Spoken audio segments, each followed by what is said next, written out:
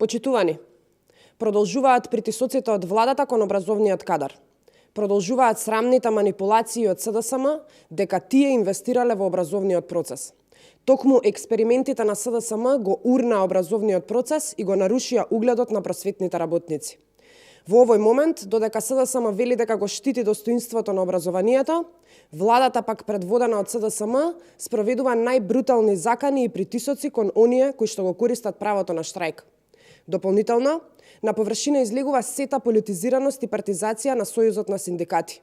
Димовски, како синдикален лидер, за каков што се представува, застана во одбрана на владата, наместо да ги штити правата на работниците.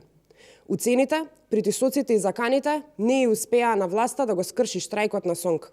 Па сега, преку омилениот синдикалец Дарко Димовски, измисли социјален диалог, преку кој се обидуваат да ги измамат наставниците, професорите и воспитувачките. Владата на Ковачевски треба да ги прифати барањата на СОНК, а не да се обидува преку нивниот омилен синдикалец да прави квази договори. Со почитување и усогласување на колективниот договор, платата за наставник-приправник од 22.764 денари ќе порасне на 41.256 денари или од 24.782 денари, нето плата ќе изнесува 45.054 денари за наставник.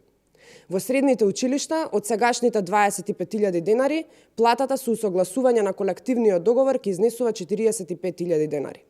Ја повикуваме власта да им излезе во пресрет на барањата на просветните работници, кои се во генерален штрајк повеќе од 2 недели, и учениците да се вратат во школските клупи, а професорите и наставниците на нивните работни места. Ви благодарам.